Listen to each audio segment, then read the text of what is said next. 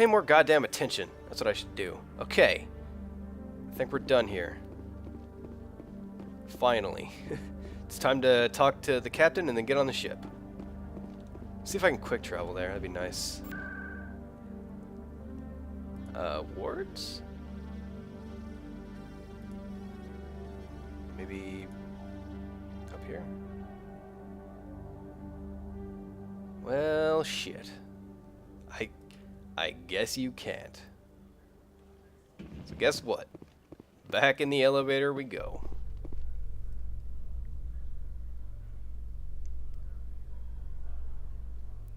Nice.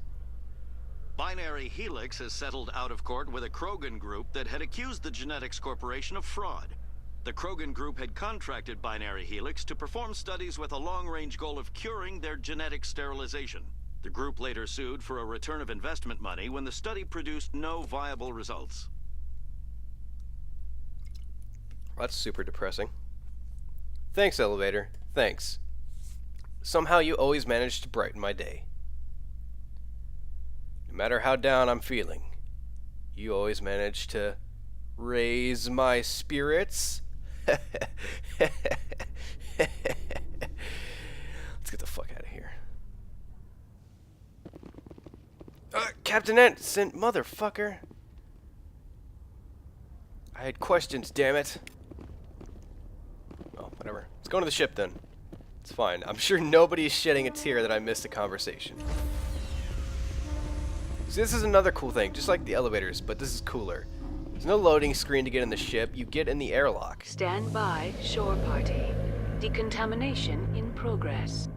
I heard what happened to Captain Anderson. Survives 100 battles and then gets taken down by backroom politics.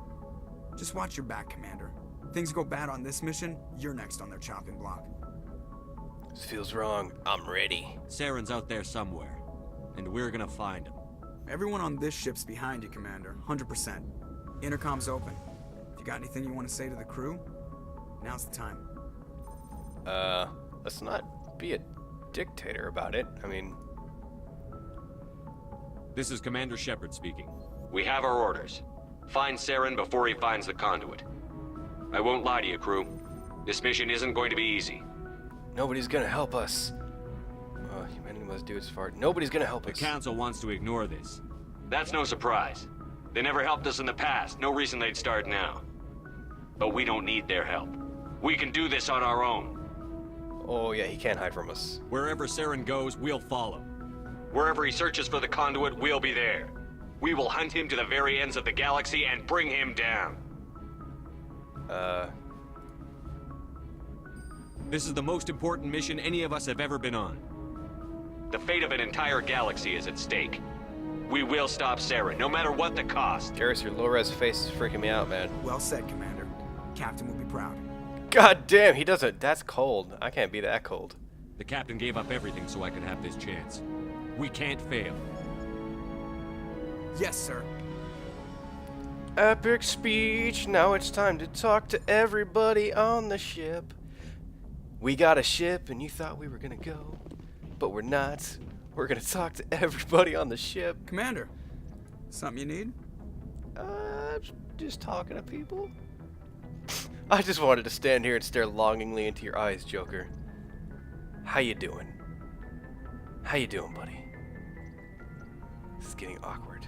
I like to know my crew. Mind if I ask you a few questions? I can see where this is going. You did a background check on me, didn't you? Well, I'll tell you the same thing I told the captain. You want me as your pilot. I'm not good.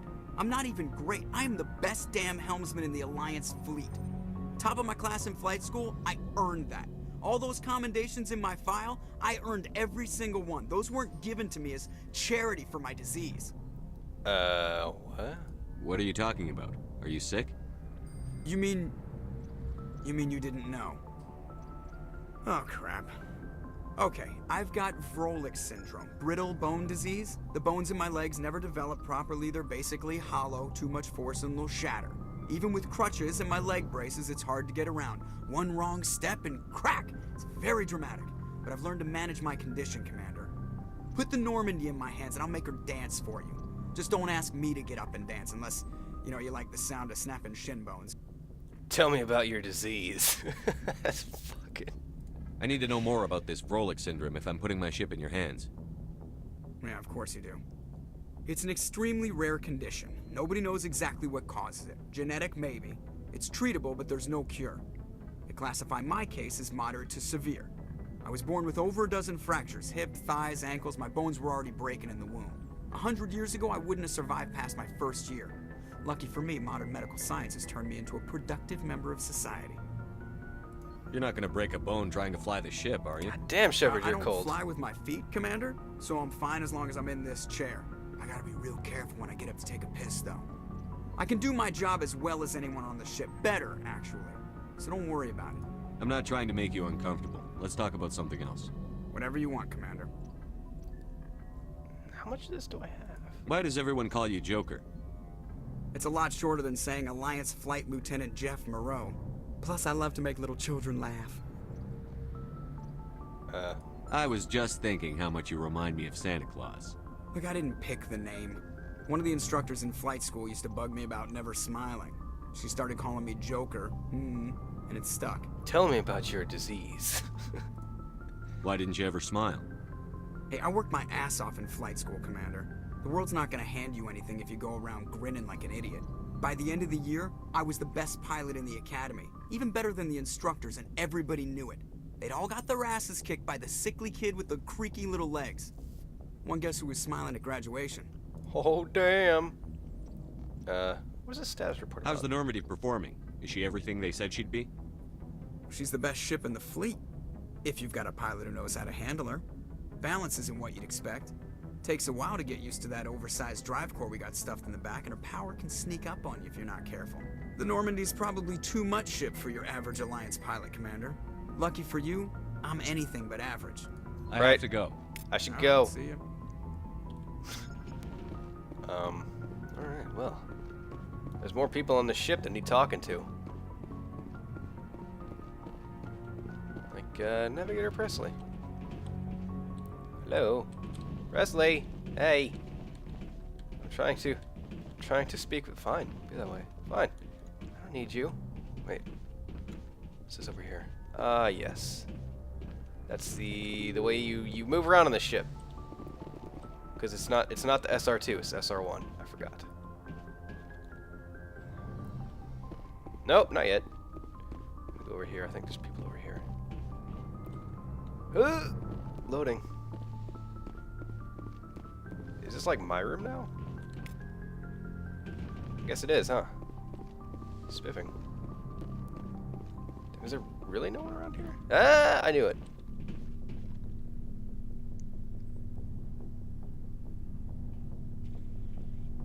Anything you need. That was the most awkward, like...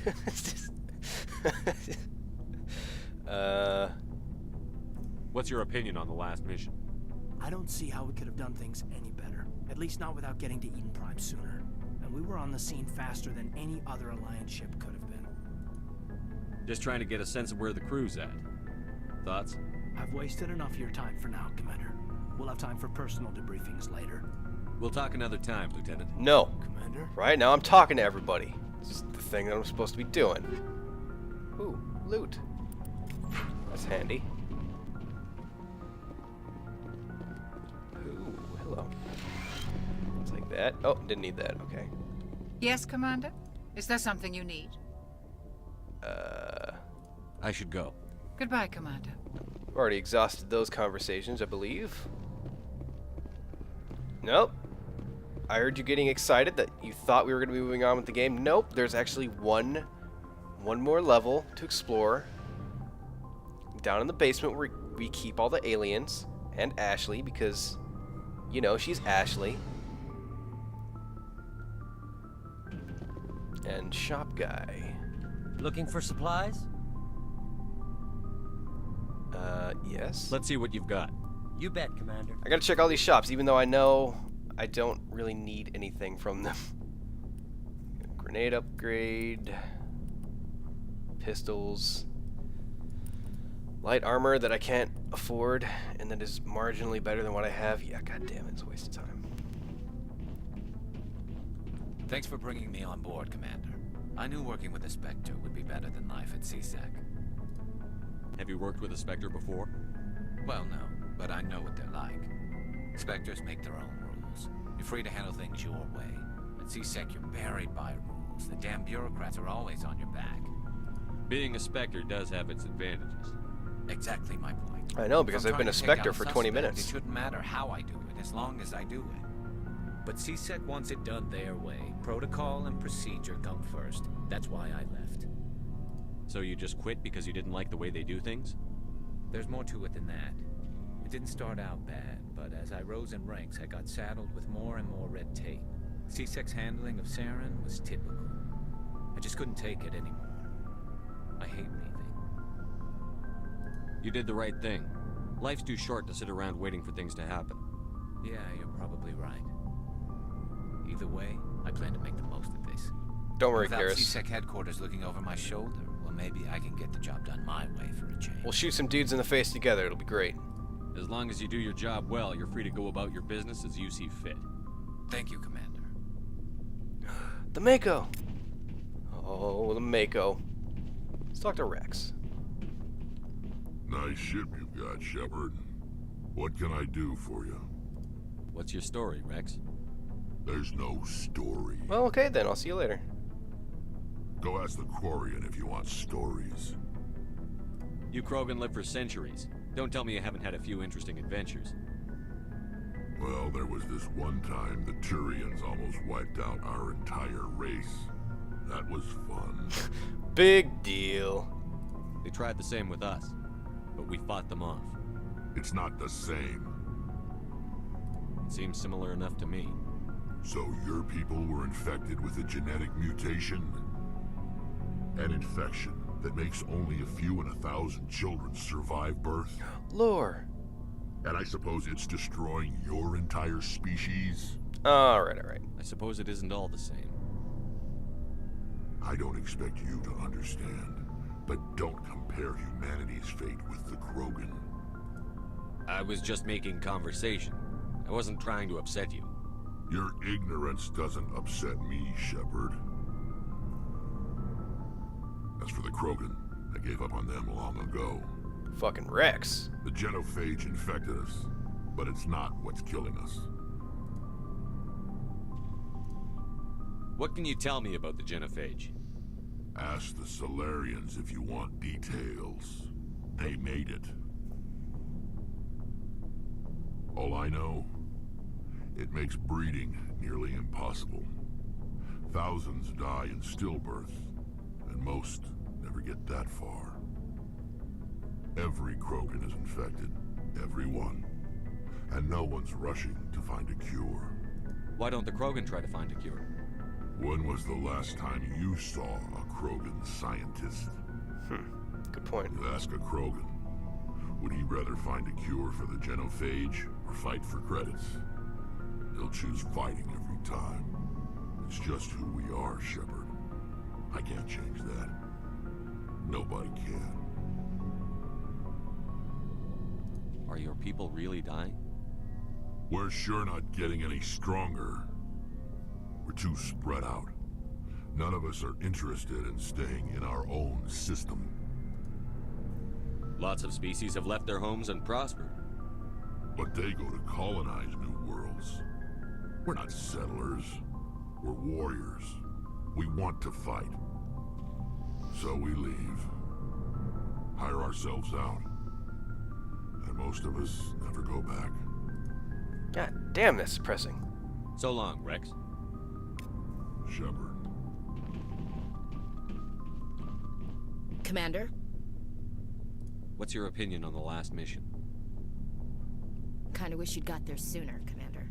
No offense, I appreciate the rescue. I just wish... They died, you lived. That happens in this job. Yes, Commander. Believe me, I understand that. If I had been more alert, we wouldn't have been cut down by an ambush. Oh, damn. Be more alert. The answer seems plain enough to me. Be more alert. Aye, aye, Commander. I'll make sure it doesn't happen again. Fucking cold. God damn, Shepard. Jesus. Do you have a few minutes to talk one-on-one? I'm sorry, Commander. I need to get my duty squared away. I wouldn't mind talking more later, though. Dismissed, Chief. Well, fuck you then. Sir. I just came over here to insult you. No big deal. There's one more room. There's one more room.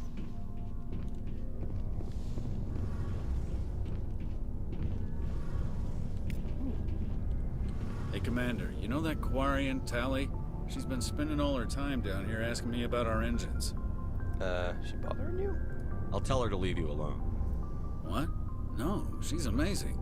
I wish my guys were half as smart as she is.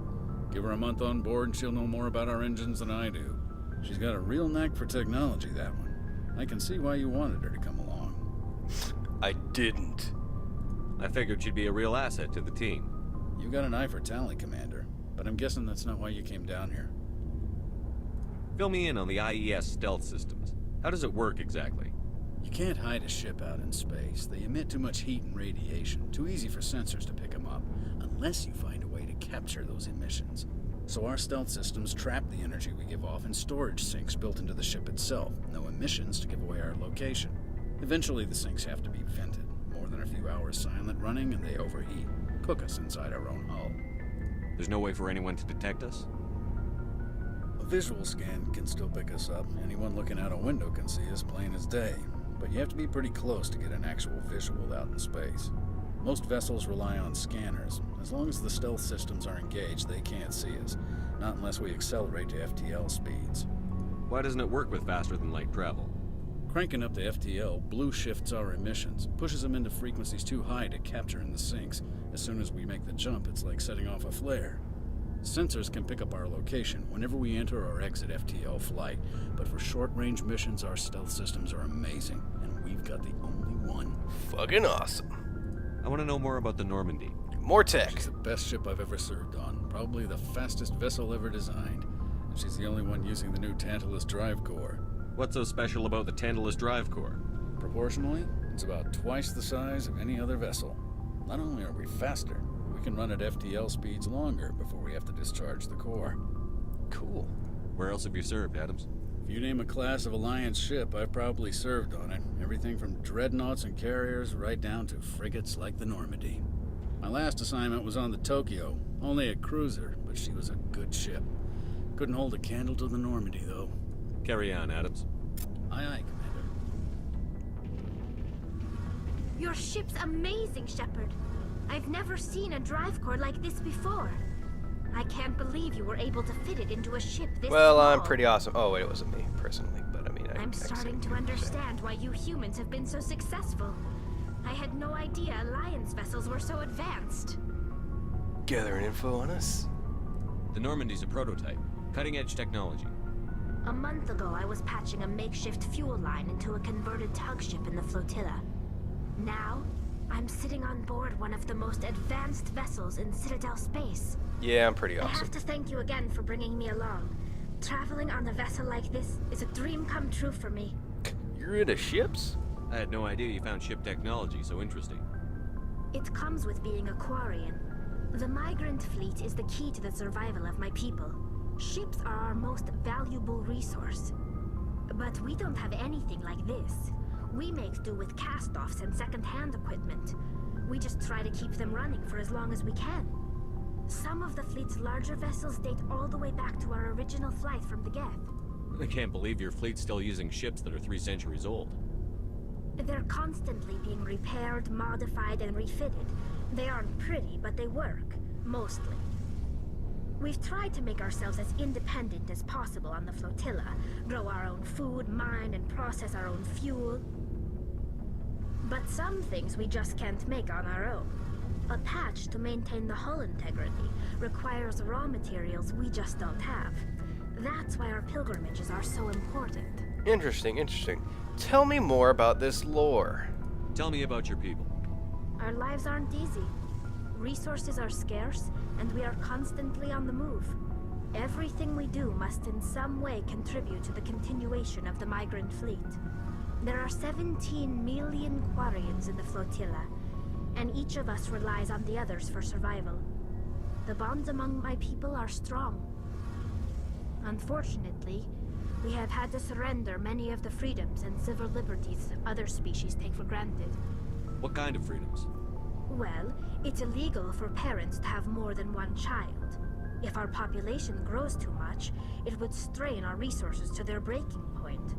Of course, we also can't allow our numbers to become too few. If our population is in decline, the rule against single births is temporarily repealed. In extreme cases of population decline, incentives are even offered to encourage multiple births, though the Conclave hasn't had to take such measures in nearly a century.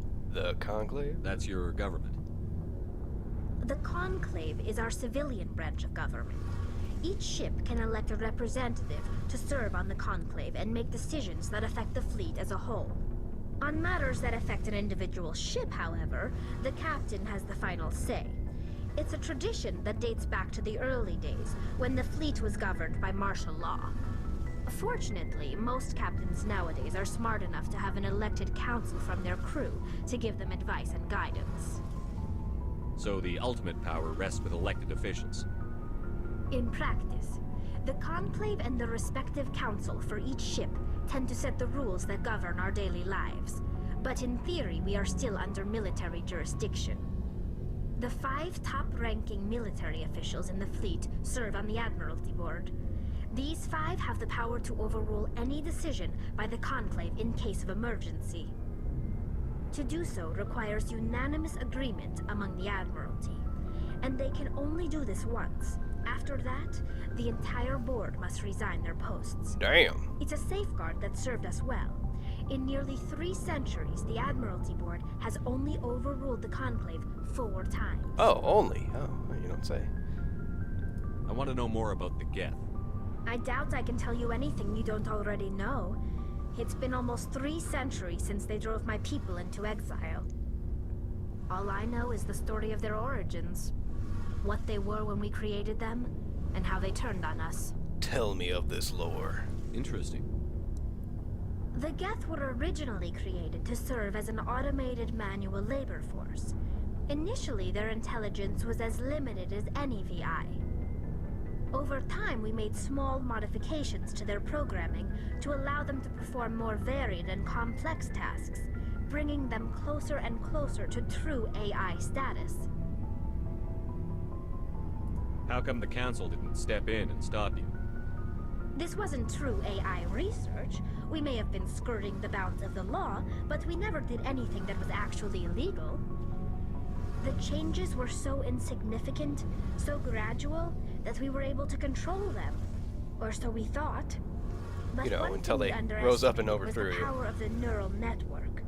A million Geth thinking simultaneously created an inherently unstable matrix. So, the Geth share brain power? Many of the Geth's logic systems were designed to work in concert with other nearby Geth. Basically, the more of them you have in the group, the smarter they are. See everybody else on the ship? I wanted to talk to you like this. This is interesting shit. So there's some sort of group consciousness? No, nothing like How was that. They cannot share sensory data or information. Their programming cannot handle that much simultaneous input. Each Geth maintains an individual awareness and identity. The neural network only operates on a process-based level. It's basically the synthetic equivalent of a subconscious. But when they're in close proximity, they can coordinate low-level functional processes, freeing up more capacity for original or independent thought. I don't get it. That doesn't make any sense. I'm probably oversimplifying. The Geth are incredibly advanced and complex creations. All you need to know is that they get smarter when they gather in large numbers.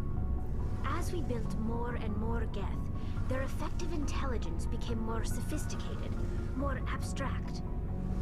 One day, a Geth began to ask its Quarian overseer questions about the nature of its existence. Am I alive? Why am I here? What is my purpose?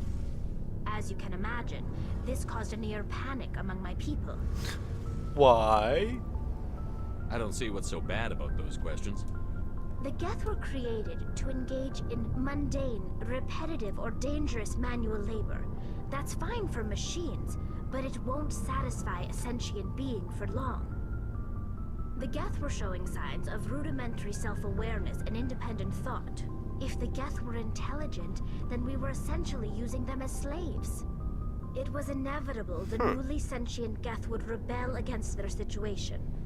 We knew they would rise up against us, so we acted first. Terminators, A general order went out across all Quarian-controlled systems to permanently deactivate all Geth.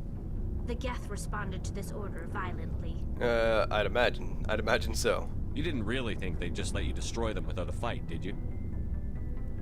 The hope was that most of the Geth would still be little more than machines, incapable of organized resistance. But they had progressed much further than anyone anticipated. The war was long and bloody. Millions upon millions of Quarians died at their hands. In the end, we were forced to flee our own homeworld. Fucking robots. We feared the Geth would pursue us, but they never came beyond the veil. Now we drift through space, exile, searching for a way to reclaim what was once ours. Fucking serves you right. It's hard to feel sorry for you. Your ancestors tried to wipe out another species. We made a mistake when we created the Geth in the first place, but we did not make a mistake when we went to war against them. If we had not acted, they would have wiped us out. They're a synthetic life form. They have no use for organics. None.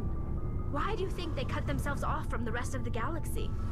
Why do you think they've killed every organic being who's ever tried to contact them? Cause they're robots? You make a good point. I'm sorry. I didn't mean to get so worked up. Most Quarians tend to have pretty strong opinions about the Geth. More lore! I want to know more about the pilgrimage. When my people reach maturity, we leave our birth ships and seek acceptance with a new crew. It's necessary to maintain genetic diversity among the fleet. But no ship wants to accept someone who will be a burden on them. So, to prove our worth, we embark on a pilgrimage.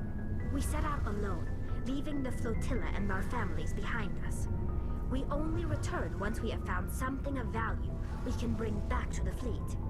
This is presented as a gift to the captain of the respective ship we wish to join. If the gift is accepted, we are welcomed into the crew. Can a captain choose to reject the gift?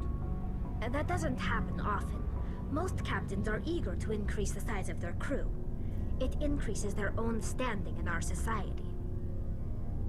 Even when a gift is not particularly valuable, the captain usually accepts it out of a sense of tradition.